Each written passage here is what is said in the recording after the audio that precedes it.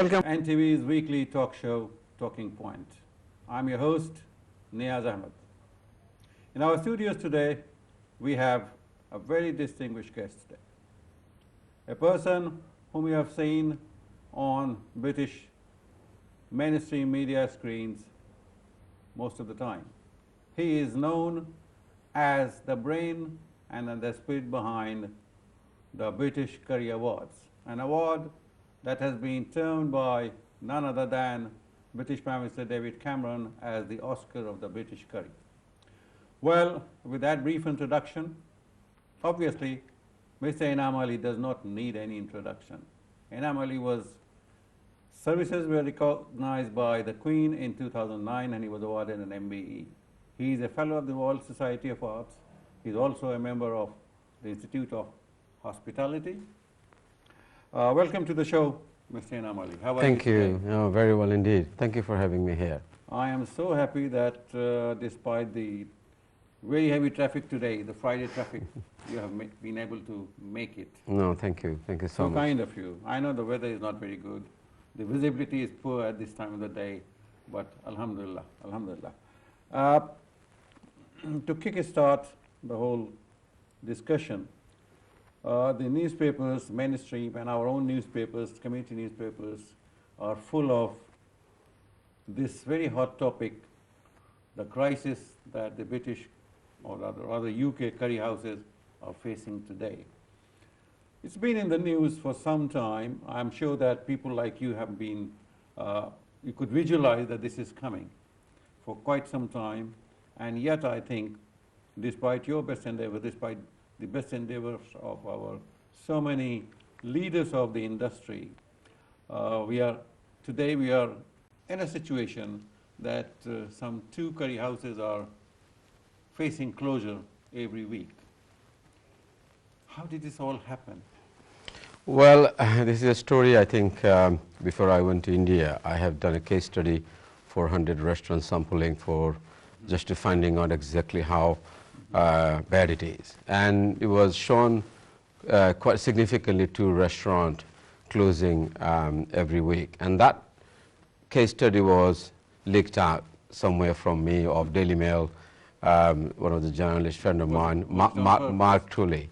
Was it on purpose? Wasn't purpose, actually. I was sharing with something else. Mark Tully is stationed in the and he has very nicely took my story and put it on the news.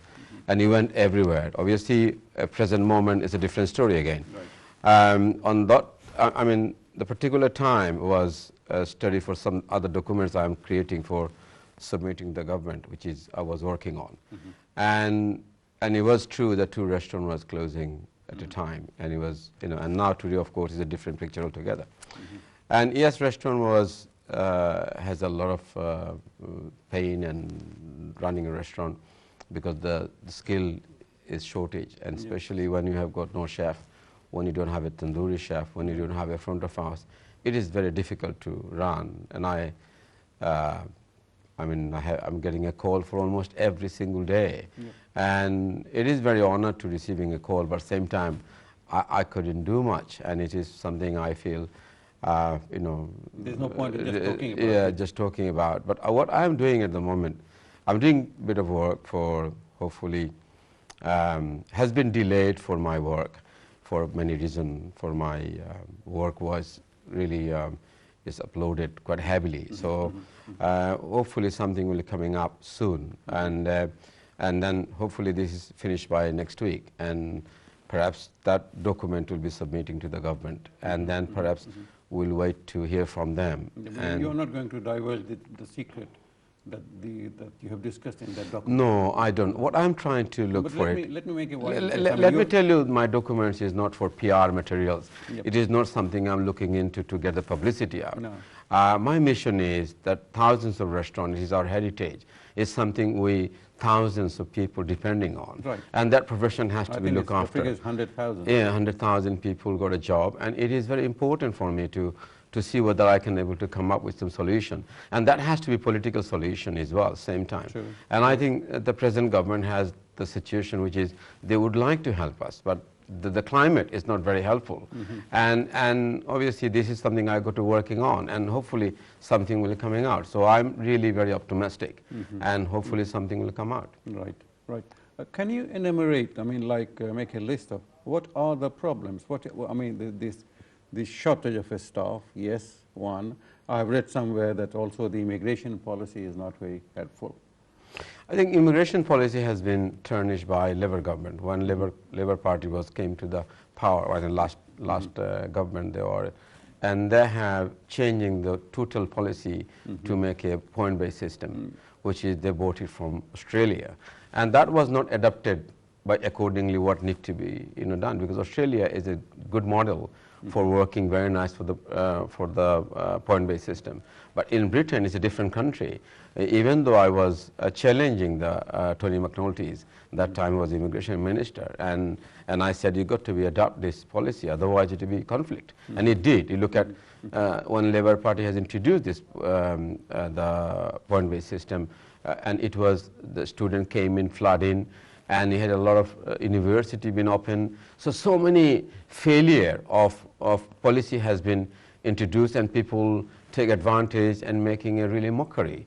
And a lot of university been open, student been deprived, and it is very sad story. And then when conservative came in, and they're seeing there's so many loopholes, so many things to be tightened up.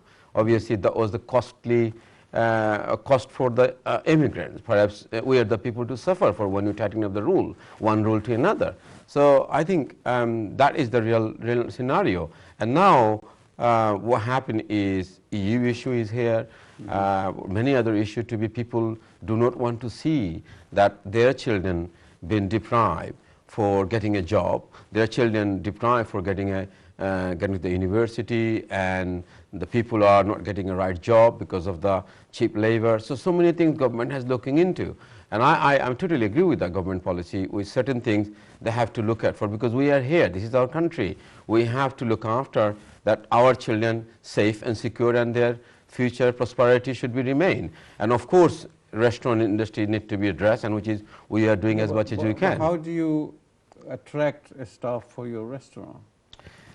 It is difficult. Obviously, you advertising in your, any hospitality magazine. We run a spice business magazine, which is trade journal. You want experienced people? Yeah, trade journal for 17 years, and you advertising, you never get one single call, because there is no spare people who will look for a job for tandoori chef or chef.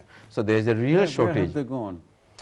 Obviously, retired? No, the one portion of people in existing chef and cook, they have taken the different profession because they have a family. So the family who has children, they need a flexible job. So they went to professions such as a taxi, such as other professions, because they want to remain within their area. They can work rather than used to be single man. They can live anywhere really, because all the restaurant model has accommodation facilities. So the people go to the certain area and they work and they live in the same place. So it was much convenient for them to attractive for them to accommodation free, the food free, the job is there, so everything free for them, which is much better. Now when they have got a family, it's not attractive as much as perhaps single person. So therefore there are so many changes has been made, and community has been grown up, and the new young generation already they are all professional. If you look at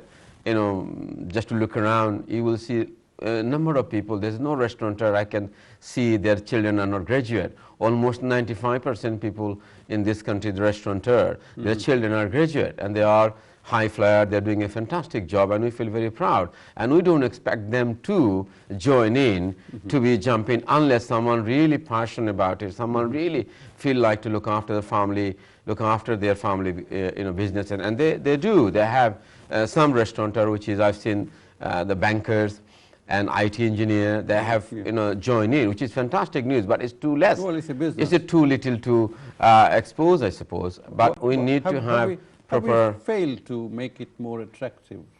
Well, no, I don't think so. I think because charity begins at home. Our own children are not interested in joining their father or their family business. Yeah, it is a profession you have to be look at. It is not something anybody can do. it's like a nurses, it's like a soldier. It's a very same category profession. Even you got to have a love this profession. No, this is something always we carry on, the saying long hour and, you know, what you call unusual hour you got to do, and social hour, those kind of, you know, what you call the title we have in this. But people forgotten, if you are a nurse, very similar, even worse maybe in my description, when you become a soldier, your life is in threat anytime you go into the war. So this kind of profession you got to do, love from your heart and passion, exactly same things in the chef. You got to have passion about it, you got to have something that you love to do, and you got to see the future of becoming a restaurateur, becoming a great chef, becoming something you enjoy and earning money and enjoy your life. Well, we have just touched the problem on the surface.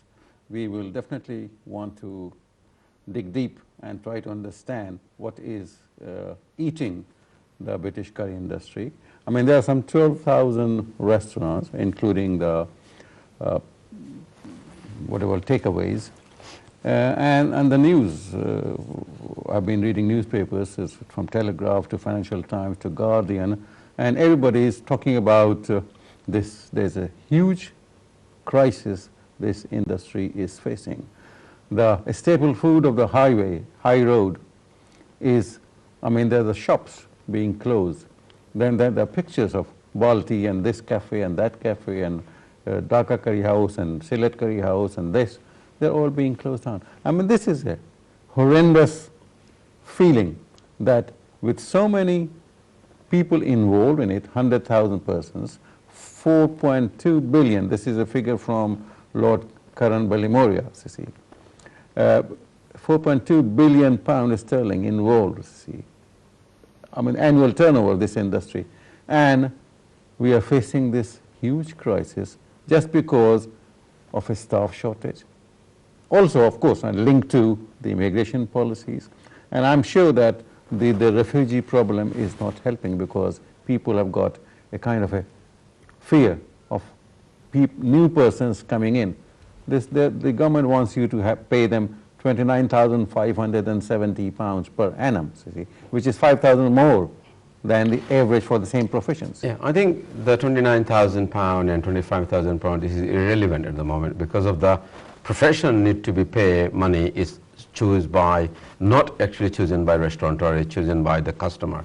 It is how much you're going to selling the product. Right. If restaurant pay 29,000, he's maybe tandoori chicken maybe $16.99. Yeah. But if somebody pay for 20,000, he maybe can sell $12.99. So it's driven by the consumer or diners. Yes, so decide whether they can able to afford 29,000 a chef and the restaurateur can employ. This is another debate we can able to do for the wages, unfair or living wages or fair wages. All those things can be debated. But my point I like to make here is very important is for restaurateurs should find a solution.